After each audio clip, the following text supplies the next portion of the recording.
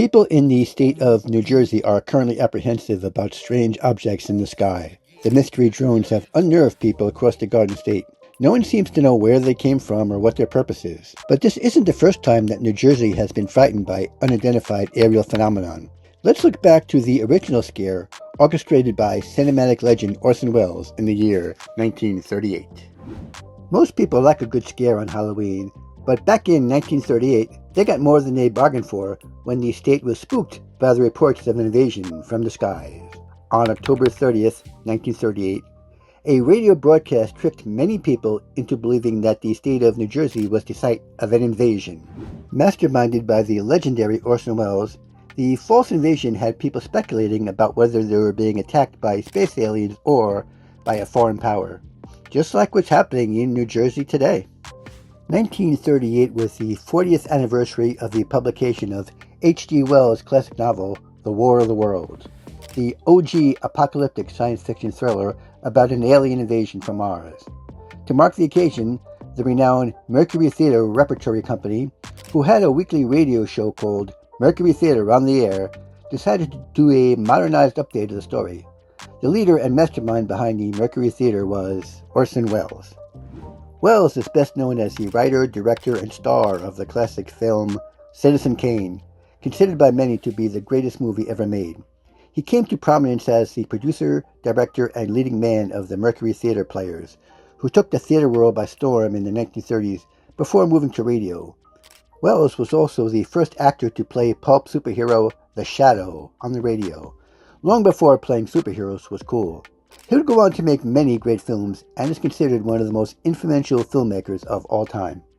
Welles decided to do his version of War of the Worlds as a simulated news broadcast, with the actors pretending to be on-site reporters, witnessing the arrival of strange ships landing in New Jersey.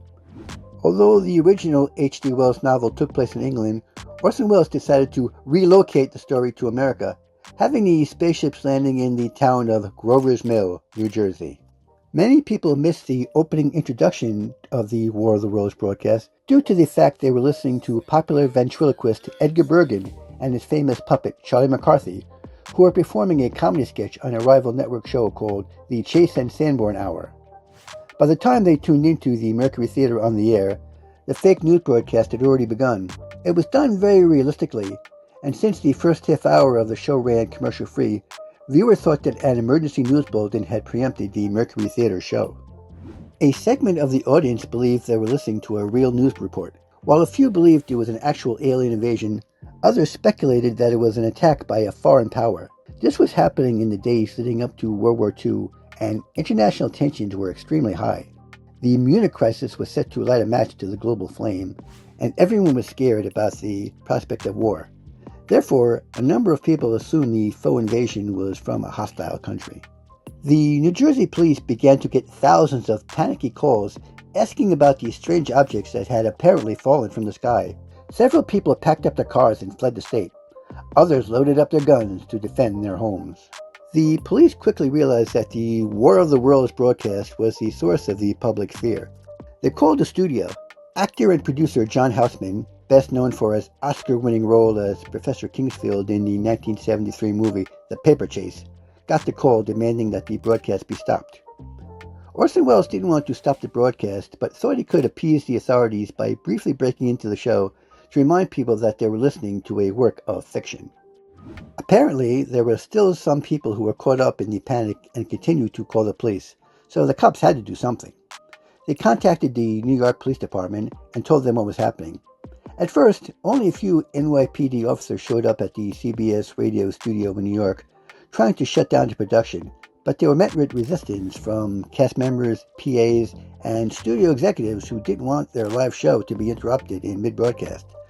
More police showed up and a scuffle began in the studio. John Houseman described the inside of the CBS building as looking like a sea of blue uniforms. However, Welles managed to finish the broadcast. To calm people down and assuage the police, Welles made a post-credit announcement repeating that this was just a holiday scare and that this broadcast was the equivalent of putting on a spooky costume and shouting boo at people. No sooner was he done than the police burst into the room. The cast of the Mercury Theater were rounded up and held in a locked office. while the head of the CBS News Division arrived to de-escalate the situation.